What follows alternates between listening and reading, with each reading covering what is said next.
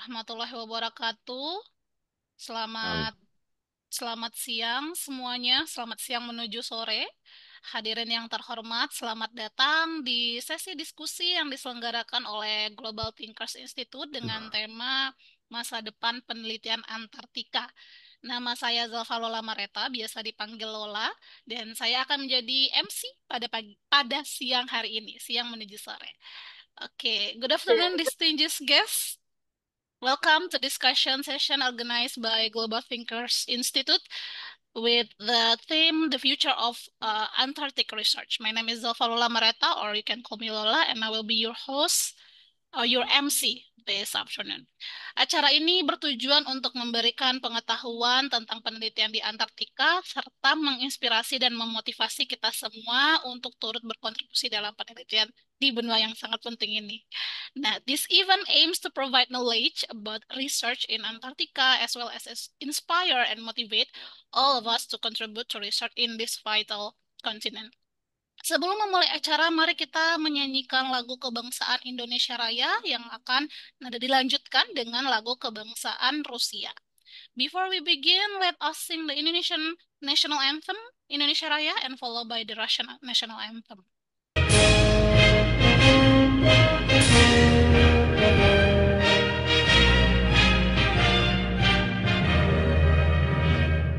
Indonesia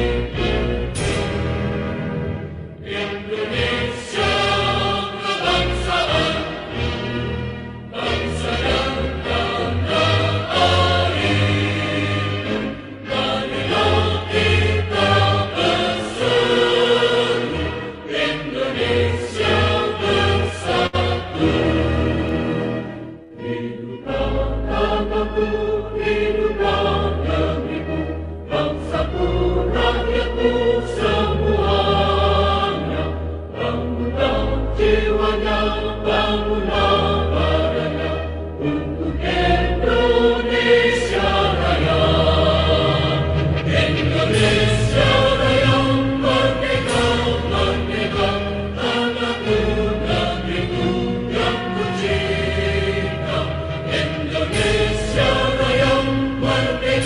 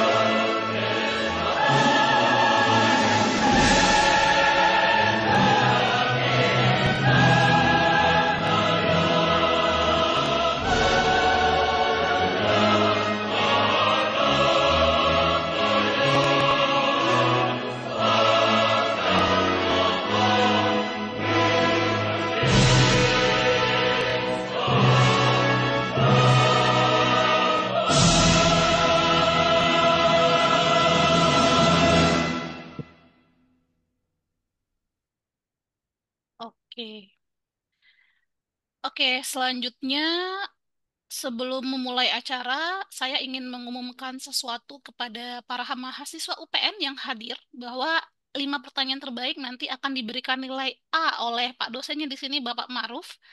So next, I would like to make an announcement to the UPN, ya, Universitas Veteran ya, students that the top 5 question will receive an A grade from Mr. Muhammad Ma'ruf. Pada Bapak Muhammad Ma'ruf, silahkan mungkin lebih menyampaikan lebih detail. Oke, terima kasih Mbak Lola. Thank you very much. Jadi untuk mahasiswa-mahasiswi saya di UPN, khususnya Fakultas Teknik, Teknik Perkapalan, Mesin dan Industri, dan juga mahasiswa-mahasiswi saya di Universitas Paramadina yang ngambil jurusan eh, bukan jurusan ya, mata kuliah Sosiologi dan Agama. Jadi ada hadiah buat kalian untuk ikut dari awal sampai akhir. 5 pertanyaan terbaik nanti automatically dapat nilai A dari saya. So, jangan terlambat. Pastikan jawaban Anda, bukan jawaban ya, pertanyaan Anda betul-betul memenuhi kualifikasi nilai A. Kualifikasinya seperti apa? Seperti yang sudah saya terangkan di kelas, nggak usah saya ulang-ulang lagi. Saya mengajar filsafat dan logika dan juga tentang metode penelitian dan seterusnya. Saya nggak usah ulang di sini. Kayaknya cukup Mbak Lola. Ya, ya, terima kasih. Untuk membuka acara ini, mari kita dengarkan sambutan pembukaan yang akan disampaikan oleh perwakilan dari Kedutaan Besar Rusia, Mr. Roman Romanov. To officially open this event, let us listen to the opening speech from the representative of Russian Embassy, Mr. Roman Romanov. Mr. Romanov, the floor is yours. Ya, terima kasih Mbak Lola. Uh, yang saya hormati Bapak Muhammad Maruf, Bapak Jerry Utama, Bapak Nikita Kuklin, Nikita Privyat, dan semua para hadirin sekalian. Pertamanya atas nama pimpinan Kedutaan Besar Rusia di Indonesia, saya ingin mengucapkan selamat kepada Pak Jerry yang menempuh perjalanan ke Antartika dalam rangka Rusia Antarctica Expedition ke 69. Saya yakin pencapaian seperti ini tentu saja adalah sebuah prestasi yang besar dalam pekerjaan ilmu Pak Jerry. Tema acara ini adalah masa depan penelitian Antartika. Oleh karena itu, saya ingin menyampaikan beberapa fakta mengenai sumbangsih Rusia dalam kegiatan ini untuk pengetahuan para mahasiswa. Sebenarnya seperti para peserta mungkin sudah tahu, Rusia adalah negara yang menemukan benua Antartika pada tahun 1800 oleh ekspedisi yang dipimpin Bapak Fadei Belenkausen dan Mikhail Lazarev di 2 kapal namanya Vostok dan Mirny. Itu kalau diterjemahkan ke dalam bahasa Indonesia untuk timur dan berdamai nama kapal itu. Dengan demikian Rusia adalah salah satu negara dari sedikit negara di dunia yang mendapat kehormatan besar menemukan benua, karena dalam sejarah dunia juga ada Spanyol ya yang menemukan Amerika, ada Belanda yang menemukan Australia, dan ada Rusia yang menemukan Antartika. Uni Soviet juga telah memberikan perhatian khusus untuk penelitian Antartika tahun 1946, hanya 1 tahun setelah Perang Dunia Kedua berakhir. Uni Soviet sudah mempersiapkan rencana ekspedisi ke benua itu. Pada tahun 1956,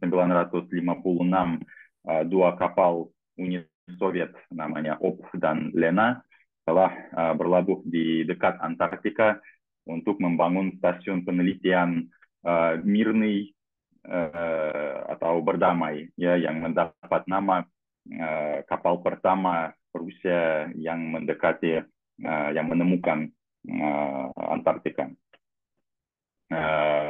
Untuk sekarang Rusia punya, kalau saya tidak salah, 7 stasiun di Antartika yang aktif, yang 5 stasiun tetap, 2 yang bekerja pada musim-musim tertentu, dan 2 lagi stasiun yang dikonservasi.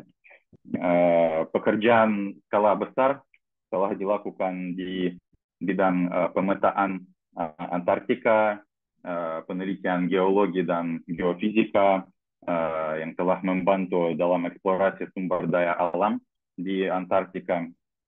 Uni Soviet juga membuat penemuan baru dalam penelitian klimatologi di Antartika. Hasilnya ilmuwan Uni Soviet bisa mencari informasi lebih detail, ya, lebih banyak mengenai perubahan iklim selama 420.000 tahun belakangan ini. Untuk sekarang, pemerintah Rusia telah mengadopsi strategi aktivisasi kegiatan Federasi Rusia sampai tahun 2030 di Antartika. Dalam rangka dokumen ini, Rusia sedang melakukan modernisasi infrastruktur ilmiah di stasiunnya. Salah satu proyek yang menarik adalah juga penelitian Danau Vostok atau Danau Timur, namanya, yang danau itu tersembunyi di bawah lapisan es, dan ilmuwan Rusia bersama dengan ilmuwan dari Prancis, kalau saya tidak salah, berhasil mengebor danau ini, menemukan jejak bakteri yang tidak pernah ditemukan di bumi sebelumnya. Yang di temannya Mas Heru Rijal itu di Jalan Prian.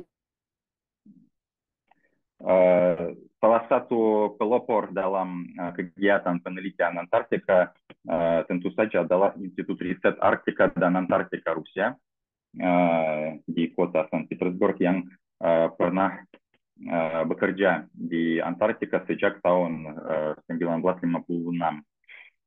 Mereka telah meluncurkan proyek yang sekarang bernama Ekspedisi Antartika Rusia,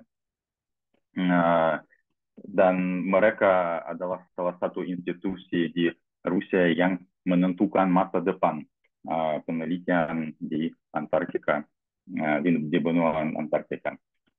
Dan tentu saja institut ini juga melibatkan banyak orang asing dalam kegiatannya, dan karena itu saya mau sekali lagi mengucapkan semua sukses, ya, kepada Pak Jerry dan kepada semua peneliti Antartika dalam kegiatan mereka.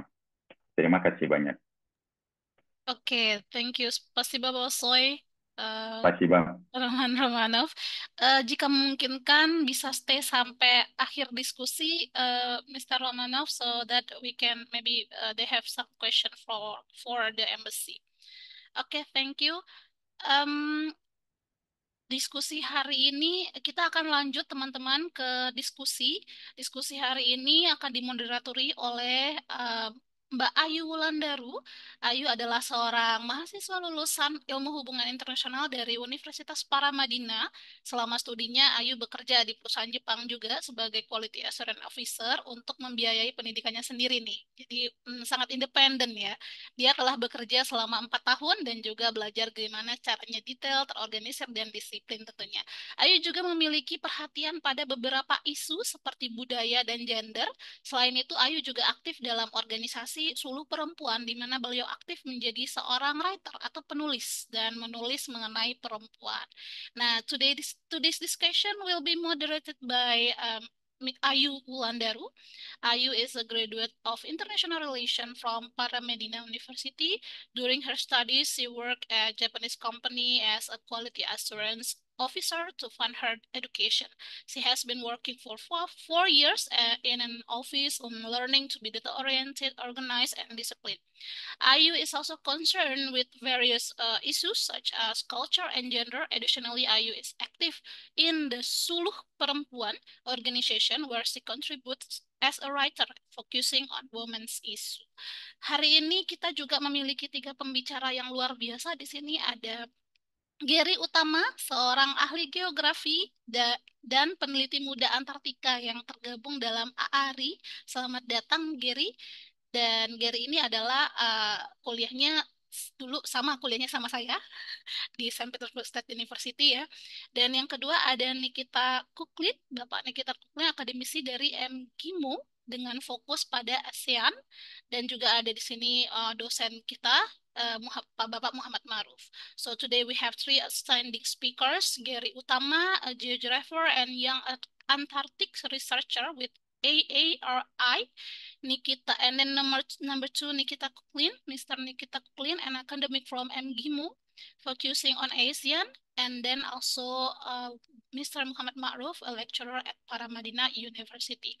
Tanpa berlama-lama lagi, mari kita mulai sesi diskusi ini. Kepada moderator kita, Ayu Wulandaru, kami persilakan. Without further ado, let us begin our discussion session. To our moderator, Ayu Wulandaru, the floor is yours.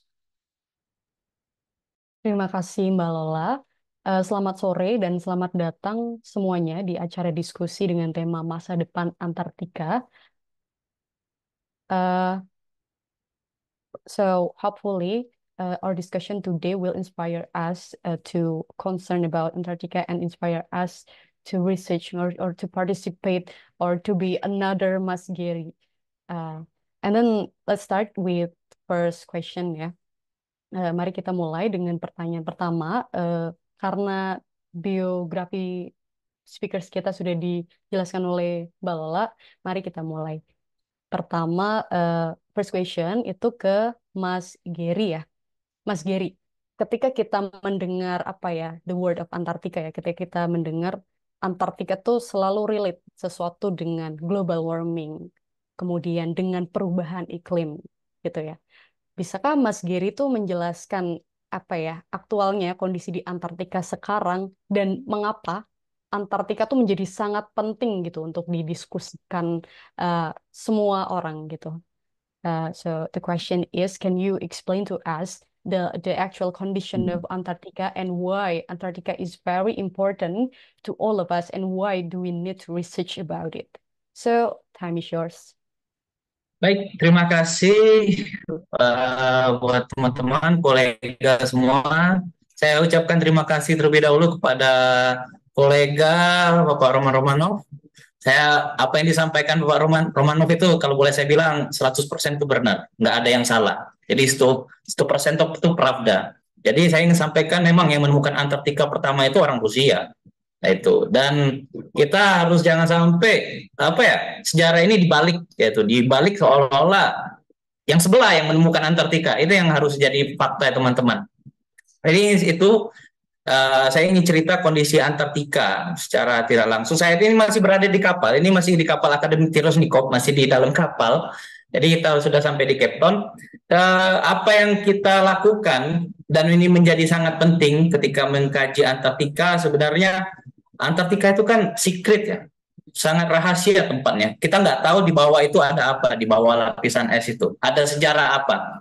Jadi ketika bicara Antartika dalam perspektif kebumian, maka disitulah sebuah memori. Kalau boleh saya bilang flash disk-nya, hard drive-nya dunia ada di Antartika. Kenapa?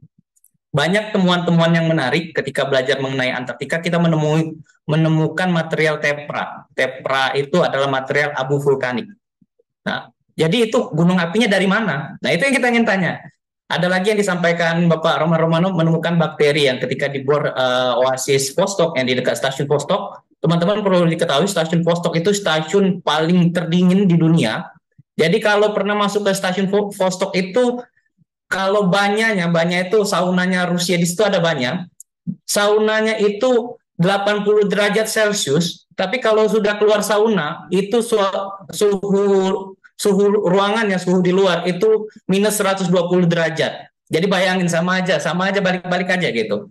Jadi silakan bayangin aja apa yang terjadi. Jadi saya juga dari mulai mukanya gosong jadi agak putih gara-gara Antartika. Dan faktanya, saya ingin menyampaikan ketika bicara Antartika, sesungguhnya dia adalah memori. Dan semua rekod sejarah tentang peradaban dunia, informasi kebumian dunia ada di Antartika. Sehingga eksplorasi Antartika itu menjadi sangat penting untuk mengetahui apa yang terjadi di masa lampau.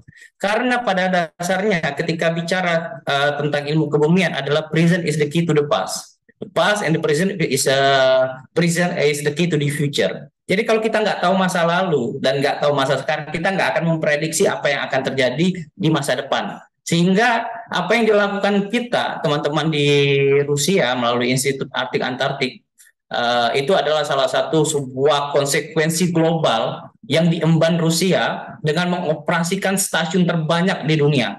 Dan ini hampir mengelilingi seluruh Antartika, 7 yang aktif, 3 yang season. Ya. Kalau bahasa penelitiannya season yang dipakai musiman untuk riset. Ada Leningradskaya, Ruskaya, kalau nggak salah itu, sama Maladosnaya itu yang disizonkan. Sisanya itu stasiun yang aktif dan Polarnik. Kalau orang Rusia bilangnya Polarnik ya, Mas Roman Romanov, Mas Nikita dia bilang Polarnik itu hampir ribuan ya. Itu saya hanya orang asing aja, orang Indonesia yang pertama itu. Jadi suasana itu yang pertama harus diketahui. Antartika itu secret dan banyak rahasia yang harus dieksplorasi untuk mengetahui sejarah kebumian. Yang kedua, mengapa Antartika penting dalam dunia perubahan iklim? Kalau teman-teman meyakini bahwa perubahan iklim itu nyata, dan yang lihat Antartika, kalau sudah lihat Antartika itu nyata, bahwa memang climate is change, atau change is climate, kayak gitu. Itu bisa jadi 2 terminologi itu. Jadi banyak sekali glacier yang mencair, dan ketika saya memulai perjalanan dari Cape Town menuju ke stasiun Mirni, atau ke Observatoria Mirni, itu kita sudah menemukan glacier, kita sudah menemukan iceberg itu sudah sampai di pertengahan antara Samudra Selatan, antara di tengah-tengah di Samudra Selatan antara benua Afrika dan Antartika. Bayangkan sejauh itu kita sudah menemukan iceberg yang sudah terapung-apung di laut. Itu kan nyata sekali perubahan iklim. Itu satu.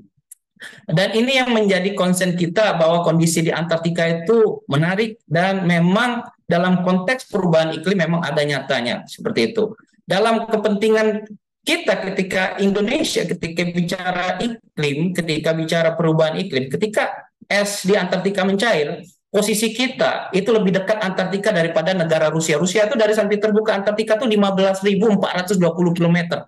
Itu 1 bulan perjalanan memakan waktu. Nah, 1 bulan perjalanan dari 3 benua, 2 samudra yang dibelah, ya Indonesia itu cuma setengah. Jadi ketika es mencair, itu berapa pulau yang akan tenggelam? Dari 17.620 pulau yang ada di Indonesia, itu sudah berapa potensi tenggelam? Dan itu akan mempengaruhi kondisi geografis Indonesia dan akan mempengaruhi masyarakat Indonesia juga secara perubahan iklim, akan mempengaruhi bagaimana menjadi stimulan terjadinya bencana. Dan itu yang harus saya sampaikan secara signifikan kondisi di Antartika, dan itu yang nyata. Itu Mbak Ayu untuk saat ini dulu. Betul. Baik. Mas Giri, apakah ada semacam materi berupa PPT yang ingin di-show untuk kita semua? Boleh, saya udah nyiapin. Saya cuma kasih singkat beberapa. Saya ingin melaporkan juga beberapa hasil penelitian di Antartika singkat, karena singkat, jelas, padat saja. Nanti saya sampaikan biar lebih kita bisa diskusi lebih intens. Nanti kita bisa diskusi lebih intens. Saya sampaikan dulu singkat materinya. Sebentar, ini oke. Baik, ini oke. Nah, kelihatan nggak ya? Sudah terlihat, Mas. Ya. Kelihatan. Baik, saya ingin sampaikan singkat aja penelitian saya, singkat karena nanti ada Mas Nikita, Mas Ma'ruf ngasih tanggapan. Ini adalah penelitian yang menarik masa depan penelitian Antartika. Jadi saya masih menempuh studi di Universitas Saint Petersburg di magister saya di bidang paleogeomorfologi, di rekonstruksi paleogeomorfologi, sehingga sangat sinkron dengan pekerjaan saya selama di Antartika. Dan di foto sebelah kanan kiri atas saya tunggu kedatangan rekan-rekan Mas Roman, Pak Roman Romanov, Pak Nikita juga ke stasiun Progres. Ini adalah stasiun Progres dan sebelahnya ada bendera negara Indonesia, dan ini pertama dalam sejarahnya Rusia itu bendera Indonesia dipancangkan di stasiun Progres. Jadi itu saya ingin sampaikan Di scroll, ini. Mas. Di scroll, Mas Hah? Giri. Di scroll, Oke, Mas oke. Giri. Ah. Oke, baik. Saya ingin bicara Antartika ya. Secara singkat, Antartika itu berapa ya? Dalam posisi konstelasi global ketika dibalik, saya ingin membalikkan skala, membalikkan arah mata angin selama ini ke utara, sekarang selatan yang di atas. Lihat posisi Antartika itu di tengah-tengah, karena memang di kutub. Jadi beberapa benua dia terkoneksi. Di sebelah ada benua Amerika, ada benua Afrika, ada Australia, dan ada daerah-daerah oseanik. Jadi ketika bicara Antartika maka sangat strategis sekali dalam konteks global, bagaimana korelasi ini bermain, bersinkronisasi seperti itu. Dan ingin saya bilang, ini adalah kondisi Antartika yang saat ini. Ada Antartika itu terbagi dua zona, saya ingin bicara singkat aja, ada zona timur dan zona barat, ada East Antartika, ada West Antartika, yang di sini ini konstan dan stabil. Sedangkan yang di barat itu yang di dekat benua Amerika, Chili atau ini yang tidak stabil, sehingga lebih cenderung mengalami dinamika. Karena banyak juga program faktor-faktor geologi yang mengkontrol daerah di zona barat Antartika, sehingga proses pencairan lebih masif terjadi di zona barat. Teman-teman perlu tahu, mungkin pernah baca berita stasiun Halley yang dimiliki oleh Britania punya Inggris, itu hampir nyaris juga digeser karena iceberg Halley itu nyaris jatuh runtuh, dan itu terjadi di zona barat. Dan stasiun Halley itu sekitar sini kalau tidak salah, yang punya Inggris. Kalau yang punya stasiun Rusia aman, stabil. Mirny, ini di sini Mirny, di sini Progres, Maladosnaya, Novazatskaya semua aman, terkendali. Dan ini kondisi saat ini, dan ini semua dilapisi lapisan es. Sangat tebal, tebal sekali sampai berapa kilometer dalamnya. Tidak bisa dibayangkan ketika kita eksplorasi, tapi sangat seru. Itu kondisinya. Oke, kita bicara Antartika. Tadi saya sudah sampaikan singkat konstelasinya. Antartika tuh, kalau Sankt Petersburg ke sini, ini 15.000 km. Ini setengah. Jadi kalau ketika Antartika mencair, teman-teman tuh yang korbannya tuh yang di sini yang jadi korban. Seperti itu. Tapi di balik itu semua, maka urgensi Antartika itu menjadi penting, tidak hanya bagi Rusia dalam rangka mengkapturisasi. Saya tidak mengkapturisasi sebagai expert di bidang polar, tapi juga sebagai negara yang memiliki koleksi terlengkap mengenai ilmu studi dalam ilmu bentang lahan kutub, geomorfologi kutub.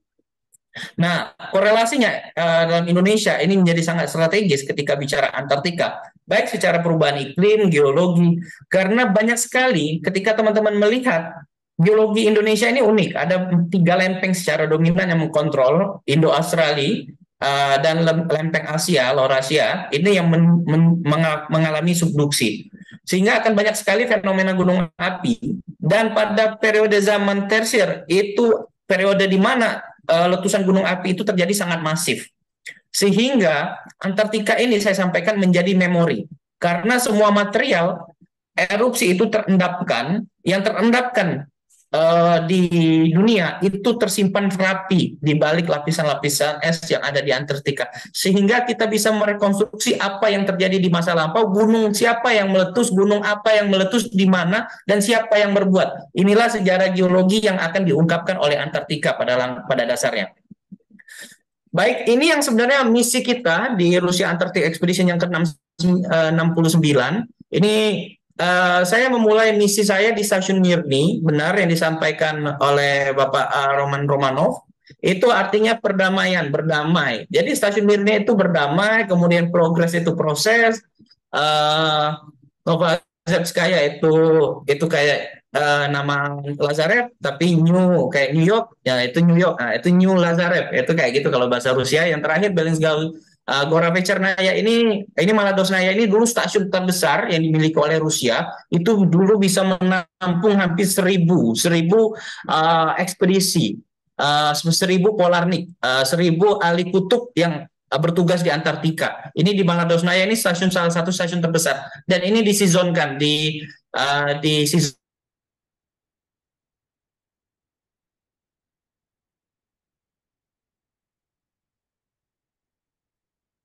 Halo?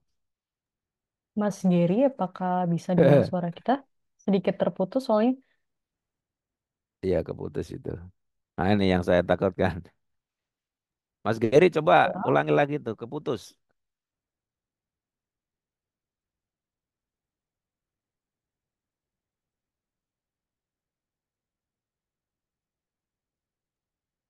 Mas Giri mungkin bisa diulangi setelah penjelasan dari stasiun-stasiun itu Ya. ya. Oke.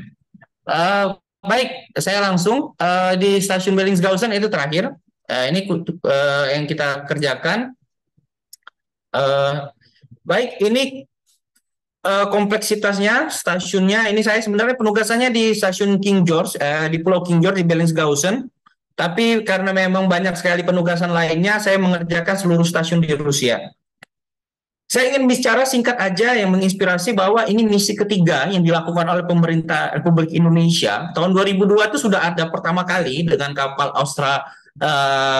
Aurora Australis, itu diinisiasi Bapak Agus Pangat.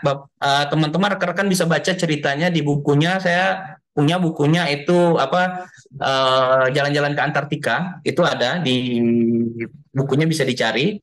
Kemudian di tahun 2016 ada Bapak Nugroho Imam dari UGM melakukan penelitian juga ke Jepang dengan kapal riset Jepang ke Antartika, dan terakhir itu saya melakukan dengan riset dengan kapal akademik Tirosnikov. Dan yang paling unik adalah sebenarnya yang harus dibanggakan adalah satu, saya menjadi yang termuda dalam sejarah Indonesia yang bertugas di Antartika dan bertugas dengan menggunakan kapal riset Rusia. Dan ini sejujurnya ini sebuah pencapaian yang tidak hanya untuk Indonesia tapi untuk Rusia. Bagaimana Rusia memberikan sebuah komitmen dan tanggung jawabnya, mendelegasikan tanggung jawabnya kepada saya untuk berangkat ke Antartika menyelesaikan tugas-tugas yang menurut saya dalam kapasitas pengetahuan dan ini sangat langka sekali ilmu bidang studi yang saya perdalam di Rusia, sehingga ini merupakan salah satu hal yang menarik dan menurut saya patut diapresiasi yang diberikan oleh pemerintah Rusia. Dan sepanjang sejarah Rusia baru pertama kali mengirim orang Indonesia ke Antartika gitu. Jadi agak shock juga dari Institut ARI itu agak shock juga mengirim orang Indonesia pertama gitu. Jadi sebuah kebanggaan juga buat ARI, buat pemerintah Rusia karena mengirim ilmuwan termuda dalam sejarah misi ekspedisi Antartika yang dikirim oleh Indonesia melalui beberapa kapal riset yang ada di negara-negara yang tergabung dalam Traktat Antartika. Jadi ini yang kita sampaikan, kita sudah komunikasi juga ke MURI sebagai ilmuwan termuda, sudah dikonfirm dan ilmuwan bakal terlama dari Indonesia yang menetap di Antartika. Bisa 2 tahun, rencananya mau 2 tahun ditambah, tapi waktu nggak memungkinkan. Nanti next setelah diisi God mungkin akan dilakukan lagi. Jadi Zimowat selama 2 tahun atau 1 tahun di Antartika itu bisa. Ini saya ingin dokumentasi sedikit kondisi di Antartika. Ini stasiun Mirny yang sebelah kanan saya. Kemudian di sebelah kiri saya ini lautan di Antartika yang tidak stabil, sehingga dia kalau malam dia dingin, kalau dia malam dia dingin, kalau dia pagi dia membeku ya. Kalau malam dia beku, kalau dia siang dia terfracture. Jadi semacam piringan-piringan yang terambang-ambang di laut. Ini secara geomorfologi dikontrol oleh proses gelombang, proses yang terjadi di laut kayak gitu. Kemudian ini aktivitasnya sebenarnya mobilisasinya Antartika ini kita pengiriman ke stasiun Antartika itu dengan helikopter ya. Ya nggak bisa jalan kaki, dengan helikopter harus dikirim, logistik juga, dan ini kondisi geomorfologi di Antartika secara landscape-nya seperti ini, beberapa perbukitan, ada perbukitan dengan batuan metamorf yang dikontrol, kemudian di bawahnya itu lembah dengan lapisan es, dengan danau-danau, oasis-oasis yang ada di beberapa wilayah di Antartika, banyak oasis semuanya. Dan ini juga aktivitas kita. sampai malam kita masih harus mengiriman logistik karena memang salah satu challenge-nya adalah cuaca. Jadi memang menunggu cuaca, bagaimana cuaca itu oke, baru kita kalau cuaca buruk kita stay di kapal. Saya ingin kasih tahu konstruksinya, keilmuan yang penting adalah eksplorasi Antartika. Ada 3 komponen sebenarnya yang akan bicara di Antartika. Sosial, politik, teknologi, dan sains. Nah, yang sebenarnya harus menjalankan di awal itu sosial politik dan kebijakannya, kebijakan Antartika ini yang harus ada di Indonesia. Sejauh dalam perjalanan saya, Indonesia itu tergabung dalam observer dalam Komisi Antartika, tapi belum memiliki institut secara detail yang membahas mengkaji masalah Antartika. Dan ini menjadi challenge di Indonesia secara kebijakan, secara makro polisinya seperti apa dan harus dibangun. Kemudian dukungan teknologi. Dan jangan salah-salah ya teman-teman semua, Antartika itu butuh dukungan teknologi tinggi ya. Rusia itu mengoperasikan 2 kapal icebreaker untuk ke Antartika. Itu secara reguler mengirimkan ekspedisi ilmuwan bertugas di Antartika. Dan sehingga teknologi itu dipertaruhkan, teknologi-teknologi yang dibangun, itu menjadi ruang uji coba yang menarik sekali dilakukan di Antartika. Kemudian teknologi-teknologi baik secara navigasi, perkapalan, dan eksplorasi menggunakan penginderaan jauh citra satelit ataupun penggunaan teknologi-teknologi dalam bidang geofisika. Sains itu dalam fokus pada hilirisasi penelitian. Bagaimana temuan-temuan yang harus hasilnya harus ditemukan, dipublikasikan, dan harus disampaikan. Dan ini kolaborasi 3 komponen inilah yang akan memainkan peran penting dalam Antartika. Seperti itu. Ini beberapa dokumentasinya. Ini di kondisi kapal di Akademik Tirosnikov. Kemudian ini di lautan di zona barat Antartika. Ini teman-teman bisa lihat. Ini adalah iceberg. Bayangnya sudah terambang-ambang di laut, sudah sangat jauh. Ini sudah di dekat Chili dan sudah di dekat Laut Weddell. Sudah jauh dari Laut Weddell, tapi sudah mau menuju keluar ya, lautan selatan ya, Southern Ocean ya. Dan ini suasana di stasiun Bellingshausen. Jadi stasiun Bellingshausen itulah salah satu orang pertama yang menemukan Antartika. Ini kondisinya. Baik, itu dulu. Sekian, nanti kita floor di diskusi. Terima kasih teman-teman atas atensinya. Terima kasih. Sekian, terima kasih. Wabillahi taufiq wal hidayah. Wassalamualaikum warahmatullahi wabarakatuh. Baik, terima kasih Mas Geri. Teman-teman bisa mengingat materi yang telah disampaikan dan pertanyaannya bisa di-keep. Nanti akan dilakukan sesi tanya-jawab setelah diskusi dengan semua pembicara selesai. Selanjutnya, saya ingin ke Bung Ma'ruf. Bung Ma'ruf, tadi Mas Geri sudah menjelaskan bahwa ada beberapa bidang yang sebenarnya terintegrasi dengan isu Antartika ini ya. Bagaimana menurut Bang Ma'ruf gitu? Apakah kemudian dunia di Antartika dan Arktika, Indonesia dapat memperluas cakupan pengetahuan kita dan berkontribusi pada perkembangan ilmiah global. Ini juga masalah yang sangat penting. Secara keseluruhan, keberadaan Antartika dan Arktika sangat penting bagi Indonesia dari berbagai aspek. Dukungan terhadap pelestarian lingkungan, pengembangan jalur logistik global, dan penelitian ilmiah adalah beberapa contoh bagaimana Indonesia dapat memanfaatkan potensi 2 benua ini untuk meningkatkan citra negara Indonesia di mata dunia. Dan juga aspek kedua ya, ini peran Rusia. Ini siapa di dunia studi kutub, di dunia hubungan internasional yang konsentrasi tentang Arktika dan Antartika. Rusia memainkan peran penting sebagai negara kutub berkat lokasinya yang strategis dan keunggulan dalam hal kapal pemecah es, dan teknologi penelitian. Rusia sebagai negara terbesar di dunia memiliki sumber daya alam yang sangat besar dan tingkat keahlian yang tinggi dalam peneliti kutub. Ini juga aspek sangat penting. Selain itu, Rusia memimpin dalam pengembangan dan penerapan teknologi penelitian canggih untuk mempelajari wilayah kutub. Para ilmuwan dan spesialis Rusia, Mas Geri tahu ini, ya, dan karena sekarang berpartisipasi di ekspedisinya, ya, banyak penelitian dan pelestarian sumber daya alam yang rentan di Arktik dan Antartika juga. Dan berkat pengalamannya, teknologinya, dan pengetahuannya yang ekspertisnya, Rusia tetap menjadi pemain kunci dalam bidang penelitian kutub dan kontribusinya memiliki dampak besar bagi seluruh masyarakat global dan Indonesia juga. Untuk potensial kerjasama, maaf karena pidato itu sangat panjang, tetapi ini aspek yang sangat penting untuk kerjasama di antara dua negara.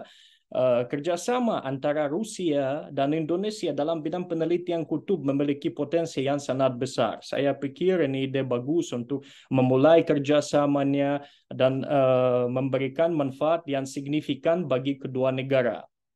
Rusia sebagai salah satu pemimpin dunia dalam penelitian kutub memiliki pengalaman dan sumber daya yang luar biasa yang dapat berkontribusi pada peningkatan pengetahuan kita tentang wilayah kutub.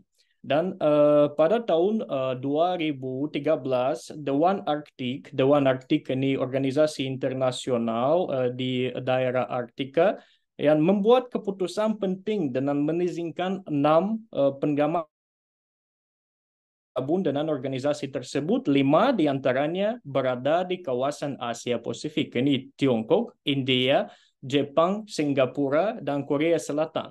Keenaman adalah Italia, itu dari Eropa, tetapi 5 negara dari daerah Asia sudah berpartisipasi di proses ini di Arktika dan juga di Antartika. Saya pikir kemudian negara-negara ini akan mulai program khususnya untuk studi Arktika dan Antartika dari posisinya politik, posisi kepentingannya untuk hubungan internasional. Dan juga langkah ini menandai titik balik dalam internasionalisasi urusan Arktik karena semakin banyak negara termasuk di Asia yang secara resmi mengakui pertumbuhan ekonomi dan ilmu pengetahuan serta nilai strategis wilayah tersebut. Dan juga Indonesia sebagai negara tropis, tetapi negara yang memiliki minat yang semakin besar dalam ilmu pengetahuan dan penelitian dan memanfaatkan keahlian dan teknologi yang dimiliki Rusia untuk memperluas pengetahuan dan kapasitasnya dalam bidang studi penelitian kutub. Dan dengan kerjasama yang erat antara kedua negara, kita dapat saling bertukar pengetahuan teknologi dan pengalaman untuk meningkatkan pemahaman kita tentang lingkungan kutub dan dampak perubahan iklim global. Melalui kerjasama ini, kita juga dapat bekerja sama dalam penelitian mengenai perubahan iklim, keberlanjutan lingkungan, biologi laut, dan berbagai topik penting yang lainnya yang berkaitan dengan kutub. Dengan saling mendukungnya dan berbagi sumber daya, Rusia dan Indonesia dapat memainkan peran yang lebih aktif dalam mendukung pelestarian lingkungan global dan mendorong inovasi ilmiah di bidang studi kutub.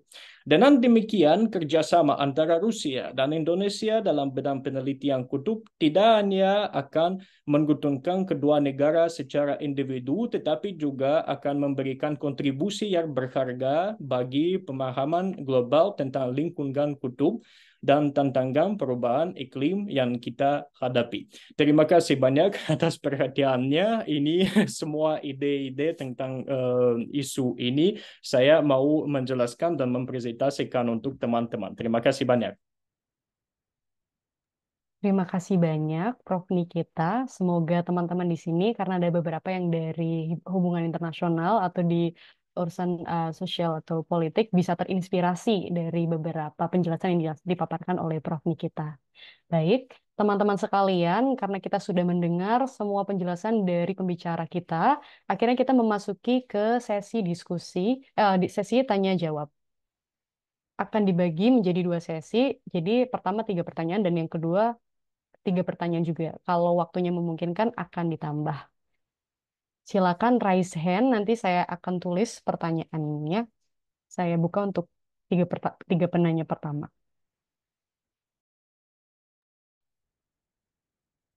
1, 2.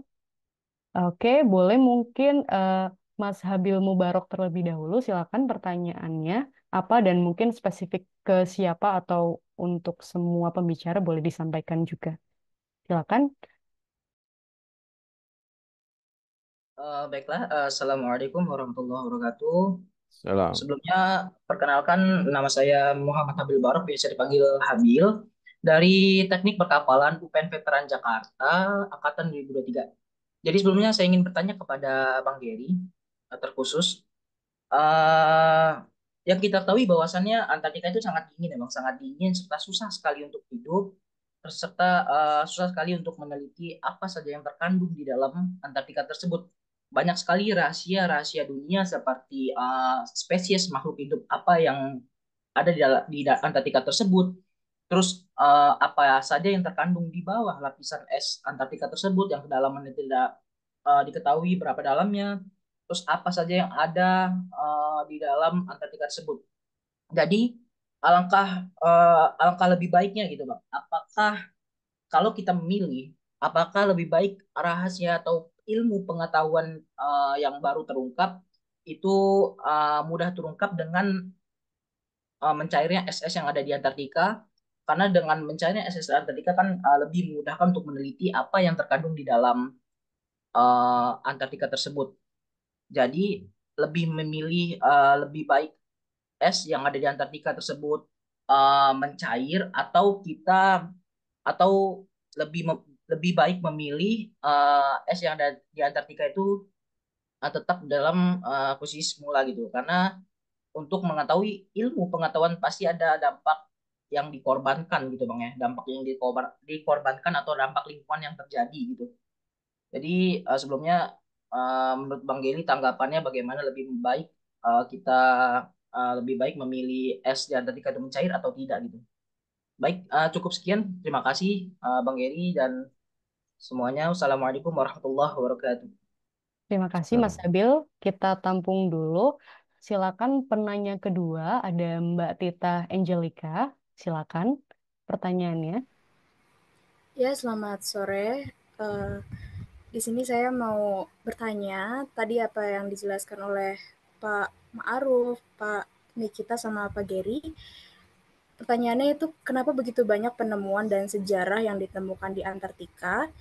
Terus ada nggak penemuan yang terbesar di Antartika hingga diketahui oleh seluruh dunia? Setelah itu saya ingin bertanya tentang apakah benar istilah yang dunia di bawah es itu beneran ada, dan bagaimana kehidupan manusia di sana bisa bertahan atau tidak. Bahkan jika ada yang mengetahui si Barbara Hernandez itu seorang perenang yang pernah berenang sepanjang 2,5 kilometer di Antartika, padahal kan suhunya di sana sampai puluhan minus yang tadi dijelaskan oleh Pak Geri. Gitu. Terus tadi juga dijelaskan oleh Mr. Nikita Kuklin perubahan yang mungkin bisa mempengaruhi perubahan iklim. Nah, perubahan iklimnya itu bisa memengaruhi Indonesia atau tidak? Dan kalau misalkan bisa kan Indonesia lumayan jauh dari Antartika. Nah, itu kira-kira perubahan iklim apa yang memengaruhi Indonesia? Seperti itu. Terima kasih. Perkenalan dulu Mbak Tita. Dari jurusan apa? Ya, saya Tita Angelika Widianto dari Universitas Paramadina, jurusan Psikologi.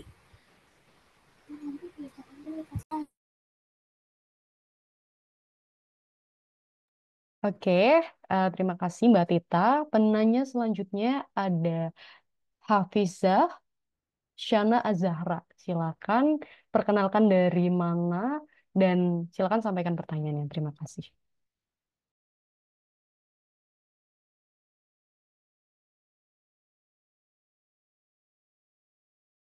Halo Hafizah, apakah jadi bertanya? Kalau tidak, halo.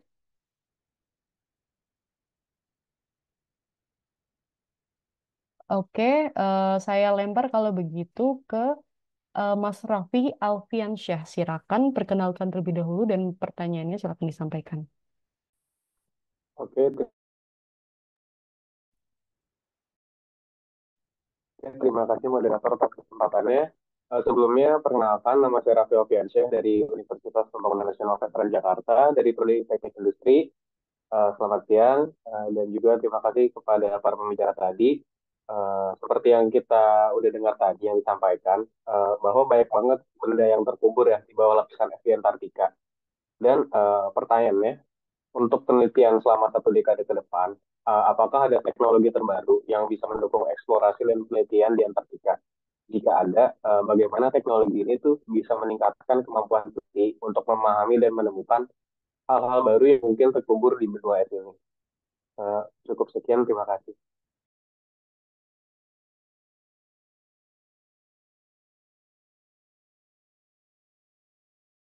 Oke, em, mari kita bahas ya. Pertanyaan pertama itu tadi ada dari Mas Habil, specifically untuk Mas Giri. Eh, Bagaimana nih? Apakah penelitian di Antartika tuh baiknya dilakukan ketika masih seperti sekarang atau baiknya apa ketika mencair gitu? Apakah mencairnya kutub di sana atau di Antartika itu mempermudah penelitian? Silakan Mas Giri, mohon untuk pencerahan. Baik, ini memang kontra ya. Ini kalau dalam teori demografi, Mas Habib ini aliran Malthusian dia. Dia yang agak-agak pesimis, lebih lebih berharap es mencair kayak gitu. Tapi kan kalau di dalam teori demografi itu ada Malthusian, ada istilah lagi positivisme. Jadi positivisme itu manusia selalu berinovasi, beradaptasi, beraktualisasi, apapun terjadi, mereka akan beradaptasi untuk menghadapi dunia. Dan Rusia melakukan hal yang positivisme. Dalam satu sisi kita memang menantikan es itu mencair sehingga jalur logistik Arktik itu terbuka lebar. Satu. Di satu sisi Rusia mengembangkan teknologi kapal icebreaker sehingga ketika tanpa menunggu es mencair pun itu kapal pun bisa membelah es. Itu kan seperti itu. Jadi sebenarnya ini dilema, ini 50-50 lah. Kalau saya jawabannya 50-50, tapi kalau dalam kaitan penelitian Antartik lebih cenderung menunggu dalam kondisi yang kondisi yang stabil, dingin. Kenapa penelitian itu banyak dilakukan? Saya kasih contoh dilakukan di stasiun Vostok. Stasiun Vostok itu kan stasiun yang paling timur ya, di zona timur dan selalu stasiun tertinggi, ketinggian tertinggi di Antartika. Dan itu. Dan oasis Vostok di situ temuannya menarik sekali. Kemudian kenapa? Karena kondisi stabil. Ketika kondisi es itu stabil, maka proses pengukuran baik dengan metode geofisika ataupun OSL dengan pantulan spektral itu bisa terbaca dengan baik. Sehingga dalam pembacaan sejarah historis Antartika itu bisa direkod dengan sangat baik. Itu satu. Jadi memang 50-50. Ketika bicara Arktik, memang menunggu es mencair. Tapi Rusia juga menyiapkan, ketika es nggak mencair, mereka menyiapkan icebreaker. Dan itu 50-50 menurut saya dalam itu. Tapi dalam konsep penelitian untuk Antartika secara khusus, memang lebih cenderung dalam kondisi es stabil. Karena teknologi akan berkembang. Dan kita menunggu memang momen itu sehingga kita bisa merekonstruksi. Saya sudah sampaikan di awal bahwa Antartika ini adalah memori dunia. Jadi memori di mana semua fenomena global itu disimpan. Jadi kalau memorinya rusak, itu kita nggak bisa baca lagi, gitu. Itu nggak ada lagi nih, gitu. Itu kalau kita masih bisa komputer, kalau ada hard disk bisa diganti SSD ya kan sekarang. Itu nggak bisa lagi. Kalau udah hard disknya rusak, udah wassalam. Kita nggak bisa melanjutkan, kita nggak bisa memahami apa yang terjadi di dunia. Sehingga dalam konsep penelitian di Antartik memang lebih cenderung dalam kondisi yang stabil untuk Antartika. Dan yang berikutnya bagaimana itu menjadi konsen, itu yang harus digarisbawahi. Jadi 50-50. Tapi lebih cenderung menunggu penelitian. Kalau dalam konsep penelitian memang cenderung dalam kondisi dingin. Karena teknologi berkembang, Mas Hafid, teknologi berkembang, kemudian ada lagi teknologi radiolokasi, teknologi lidar itu ditemukan radiolokasi. Jadi kita bisa membaca subsurface Antartika walaupun es mau setebal apapun es, kita bisa membaca apa yang terjadi, profil apa yang ada di bawah Antartika. Dan itu saya rasa itu sih. Jawaban dari saya 50-50 tapi bisa semua. Semua bisa dan bisa semua. Itu yang masuk akal. Oke, baik. Mas Habil, apakah cukup? Apakah Baik, cukup? terima kasih Bang Geri, sudah cukup. Ah, Oke, kita langsung ke pertanyaan kedua dari Mbak Titah tadi ya. Pertanyaannya adalah mengapa banyak sejarah dan penemuan di Antartika? Lalu, apakah kehidupan di bawah es Antartika tuh betulan ada gitu. Kalaupun ada, seperti apa kondisinya? Dan kemudian ada juga pertanyaan tentang Indonesia. Tadi disebutkan ada kemudian potensi untuk terdampak dari perubahan iklim. Nah, kira-kira dampak detailnya itu seperti apa? Mungkin mohon dijelaskan, Mas Giri.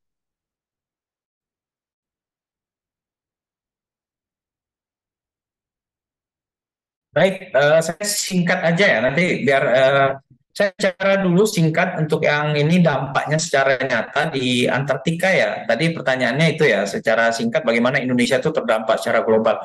Indonesia itu negara yang memiliki garis pantai terpanjang kedua di dunia. Satu itu.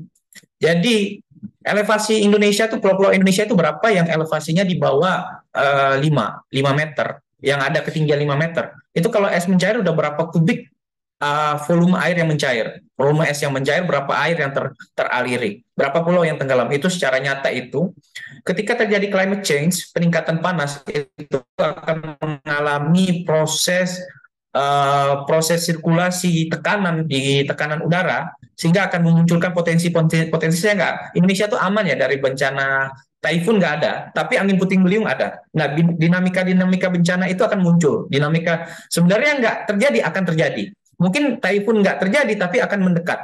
Jadi cincin ekornya akan mendekat sehingga terdampak di beberapa wilayah di Indonesia. Jadi teman-teman kalau lihat, Indonesia tuh nggak pernah terkena typhoon. Yang kena itu Filipina agak-agak ke Taiwan sedikit, agak ke Tiongkok. Nah itu yang kena kalau secara klimat. Ketika es mencair, bahwa akan terjadi sirkulasi udara, sirkulasi tekanan laut, ini akan berpengaruh dalam proses bencana munculnya bencana hidrometeorologi secara nyata. Maldives itu sudah mulai, Maladewa itu kalau pernah ke sana itu cuma elevasinya itu cuma 3 meter di atas permukaan laut. Itu langsung eksekusi, langsung tenggelam itu pulau negara. Udah ditawarin itu negara-negara udah nawarin pulau tambahan, siapa yang mau jadi negara, membuat negara Maldives kecil, mungkin di India seperti itu. Dan itu dampaknya secara nyata di Antartika. Yang lainnya itu yang bisa saya jawab, kehidupan di bawah Antartika itu kalau boleh saya jawab ada. Dan kita menemukan fosil ikan. Kemudian kita menemukan, kalau di stasiun Bellingshausen di Pulau King George, kita menemukan fosil usia yang saya temukan, saya punya di ruangan saya menemukan pusok, kalau bahasa Rusia pusok derevia, kayu. Dan itu kalau kayu, jadi saya bersama teman-teman itu saya udah mendelineasi, karena spesialisasi saya di geomorfologi, saya sudah sampaikan di sini akan ada temuan kayu, akan berarti ada pohon. Nah, ini ada kita ketika melakukan eksplorasi di King George itu di Waterloo, kalau orang Rusia senang bilang Waterloo itu, karena waktu Bellingshausen bilang ini Waterloo bukan King George, itu Waterloo kata Bellingshausen waktu sampai dengan kapal Vostok. Jadi kita temuannya itu temuan kayu usia 150 juta tahun. Estimasi di sekitar 130 juta tahun. Itu kira-kira itu menandakan bahwa Antartika dahulu yang selama ini di bawah es itu dulu tropis, dulu punya hijau raya-raya sama seperti di Indonesia. Dan ini temuan yang memang sudah valid, hanya saya melakukan verifikasi lebih mendalam, itu temuannya di Pulau King George, di Waterloo. Dan itu kusok derevia, kita ketemu material-material kayu-kayu, itu menandakan bahwa Antartika di bawah ini dulu adalah daerah tropis. Dulu dengan temperatur yang enggak standar ya, temperatur yang normal gitu sebelum dia mengalami pergeseran lempeng. Apalagi ketika bicara di India, teman-teman, India juga punya 2 stasiun yang kiri barat di Antartika. Itu lebih lucu lagi kalau saya boleh sampaikan, ahli Antartika, India itu bukan dia ada geolog, dia punya semua, dia geologi ada, geomorfologi ada, ahli klimat ada, ahli okeanologi, yes, berhasil. Kalau di India, yang menjadi expert, Polanik, Katori Rabotet, Antartida, itu arkeolog. Karena apa? Dulu Antartika itu di zona di Novazemskaya, dekat stasiun Novazemskaya, di dekat Laut Azov, itu dulu adalah bagian lempeng yang terpisah benua India sebelum menjadi daratan India, dia terlepas. Dalam filosofi Hindu itu mereka meyakini bahwa dewa mereka pernah hidup di sana. Dan ini akan menjadi konstelasi kalau ditinjau secara geopolitik. Ini kan tanah ini kan Antartika ini kan dalam traktat, tapi dalam klaim secara India, secara religi bahwa dulu itu Tuhannya dewanya India pernah tinggal di Antartika. Bisa jadi ada dewa baru yang ditemukan di India, di Antartika, dewanya milik orang Hindu. Nah itu yang perlu diketahui teman-teman bahwa meneliti Antartika ini nggak hanya sebatas ilmu, tapi ilmu arkeologi, ilmu hubungan internasional itu bermain, itu klaim diplomatik itu bermain satu itu, dan itu yang nanti kita dibahas lebih jelas oleh Pak Nikita Kuklin lah. Ini bagian dari skema jokesnya saya menemukan di Antartika itu kira-kira secara nyata dampaknya itu yang dapat dirasakan. Itu dari saya. Baik, Prof. Nikita, apakah ingin ikut menanggapi persoalan ini karena tadi ada sedikit disinggung mungkin tentang Indonesia, apakah ingin menambahkan? Terima kasih banyak Ayu. Saya setuju sekali dengan Mas Giri dan posisinya tentang studi kutub dan Antartika dan Arktika juga sebagai masalah politik, sebagai masalah hubungan internasional. Dan menurut saya di bidang ini untuk semua climate change issue dan juga untuk this struggle against climate change, ya ini masalah penting. Menurut saya saat ini Indonesia harus mengambil langkah pertama dalam mengembangkan penelitian ini. Karena wilayah kutubnya sangat jauh tetapi sangat dekat juga. Karena saya sudah menjelaskan tentang globalisasinya dan internasionalisasi isu ini. Dan saya mengerti untuk Indonesia studi kutubnya ini seperti bermain hoki. Es hoki ya di Rusia ini bagus sekali, banyak tim nasional, banyak klub hoki di Rusia, tetapi di Indonesia saya pikir ada 2 atau 3 tim hoki dan yang bermain di shopping mall. Karena di sana ada tempat untuk bermain hoki. Dan studi Antartika dan Arktika ini seperti itu. Tetapi ini sangat penting untuk keamanan nasional. Dan juga namun negara bagian manapun saat ini harus memiliki setidaknya saya pikir tingkat minimum di bidang peneliti ini. Studi kutub ya ini must have untuk setiap negara yang mau menjadi middle power atau great power. Dan sekarang Indonesia ini regional dan middle power with great influence, great potential. Ya, dan di tingkat ini sedunia, tingkat global ini sangat penting untuk memiliki orang-orang spesialis yang mempelajari studi kutub, yang mengerti situasinya, dan yang dapat menjelaskan situasi ini untuk elit politik. Karena elit politik mendengar fakta-fakta dari akademisi, dari expert. Kalau ada movement, kalau ada seperti civil society movement, climate change seperti itu, ini seperti expert dan akademisi. Ini untuk elit politik ini lebih baik karena ini verifikasinya dari pihak sains, verifikasi informasinya, fakta-faktanya. Untuk civil society ini bagus ya, ada banyak movement, gerakan-gerakan yang mau proteksi alam, proteksi laut yang seperti itu. Tetapi untuk elit politik ini sangat penting untuk mempunyai orang yang mengerti situasi di bidangnya dan bisa menjelaskannya. Dan di dalam hal kerjasama di antara negara-negara utara, negara seperti Rusia, seperti Kanada, Amerika Serikat, dan juga atau Australia di hal Antartika ya juga sangat penting untuk mempunyai orang yang bisa memulaikan kerjasama ini dari tingkatnya studi, tingkat akademisi. Ya, ini posisi saya tentang isu ini. Terima kasih banyak. Terima kasih, Prof. Nikita. Kita langsung ke pertanyaan yang ketiga yang ditanyakan oleh Mas Raffi tadi ya. Pertanyaan adalah penelitian untuk periode ke depan, apakah ada teknologi terbaru yang bisa mendukung eksplorasi dan penelitian di Antartika? Jika ada, bagaimana teknologi ini bisa meningkatkan kemampuan peneliti untuk memahami dan menemukan hal baru yang terkubur di dalam benua es ini? Mas Geri, silakan boleh dijawab pertanyaan dari Mas Raffi. Baik, saya ingin jawab teknologi ini kan menjadi menarik ya. Ketika bicara tadi saya sampaikan ada teknologi kalau di Rusia itu radiolokasi. Jadi teknologi pencitraan radar bawah tanah itu dengan yang dikembangkan oleh Rusia. Kemudian ada namanya konsorsium yang diinisiasi oleh BAS, British Antarctic Survey. Itu seluruh anggota yang tergabung di Traktat Antartika itu menyusun desain batmap. Batmap itu lapisan subsurface Antartika.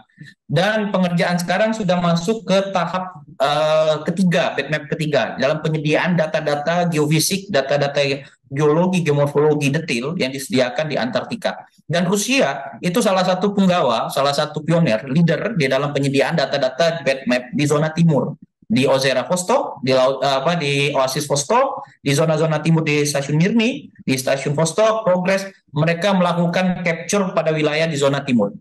Jadi negara-negara yang traktat di Antartika melakukan penelitian-penelitian itu. Nanti bisa di site, buka saja site-nya di Batmap. Dia sudah masuk ke Batmap 3, proyek-proyek Batmap 3. Nah, itu yang kita akan kerjakan, yang sudah dikerjakan oleh Rusia dan teknologinya sudah ada. Ada lagi teknologi yang berkembang LIDAR, Light Detection and Ranging. Itu sudah lama sebenarnya. Tapi LIDAR menjadi lebih ramping. LIDAR karena spesialisasi saya di geomorfologi, teknologi di penginderaan jauh.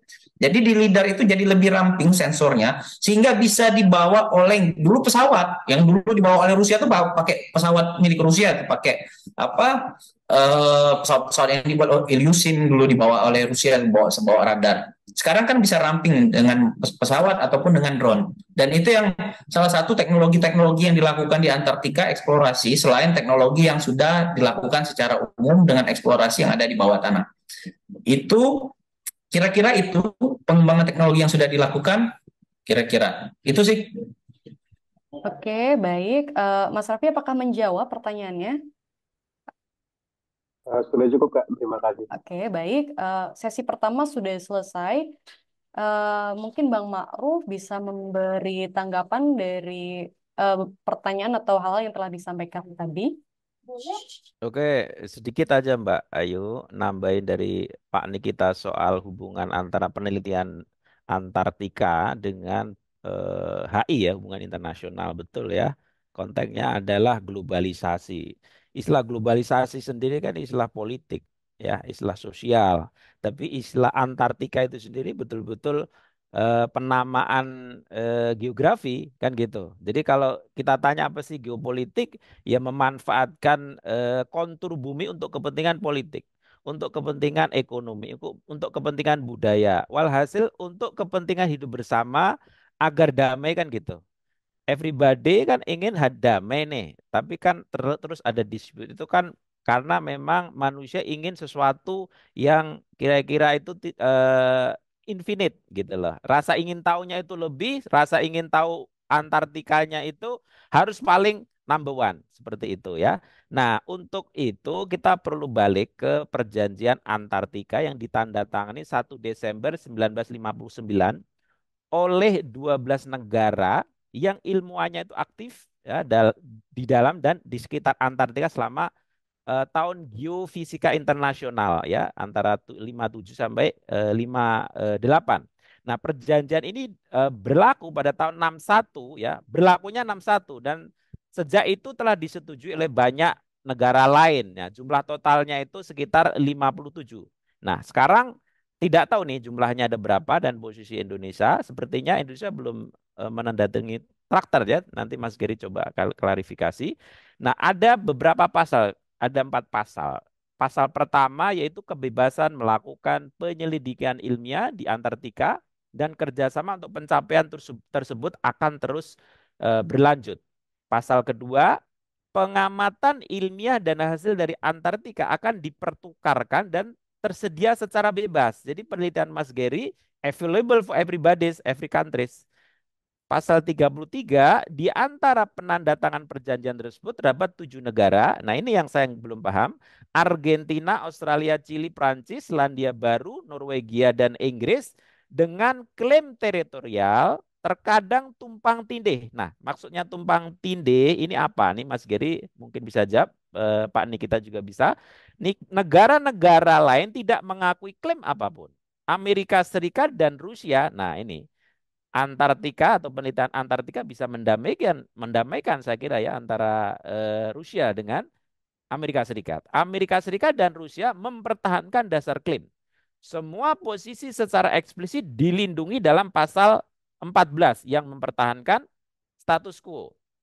Tidak ada tindakan atau kegiatan yang terjadi selama perjanjian ini berlaku yang dapat menjadi dasar untuk menegaskan, mendukung, menolak klaim kedaulatan teritorial di Antartika atau menciptakan hak kedaulatan di Antartika.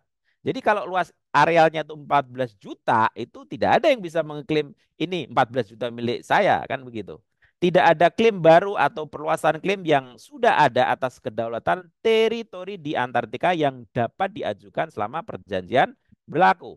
Untuk memajukan tujuan dan memastikan ditaatinya ketentuan-ketentuan perjanjian, semua wilayah Antartika, termasuk semua stasiun, instalasi, dan peralatan di wilayah tersebut harus dibuka setiap saat untuk inspeksi. Ya, pasal 7. Nah, kira-kira ini mungkin ada irisannya ya karena pelaku utamanya Mas Geri ini yang pernah terlibat ya. Orang Indonesia kedua kalau nggak salah ya. Yang pertama itu seniornya Mas Geri itu pakai kapal Jepang kalau nggak salah ya. Kalau Mas Geri kan pakai kapal Rusia. Nah, ini signifikansinya Pak Nikita sama Pak Roman untuk bicara di sini ya karena Rusia ini pakai kapal Rusia. Kira-kira mungkin Pak Nikita bisa memberikan keluasan bagi Indonesia untuk ya kira-kira join penelitian yang lebih lanjut, yang lebih ekspansif dan seterusnya demi land of peace Pak Nikita ya. Karena di situ nggak ada yang bisa klaim mengklaim ini milik saya sekian juta luasnya dan seterusnya. Kemudian pertanyaan Habil soal apakah posisinya itu mencair atau tetap. Saya bukan ahli geografi, tapi secara logik begini. Bumi itu kalau terlalu jauh dingin, terlalu panas, terlalu jauh dengan matahari maksudnya. Terlalu jauh dengan matahari dingin, terlalu dekat juga kepanasan. Jadi balance kan gitu. Yang nggak membuat balance itu apa? Ini saya belum bisa jawab nih. Apakah pergerakan bumi dan pergerakan matahari atau bumi mengitari matahari ini apa ada intervensi peneliti? Apa bisa direkayasa kan gitu?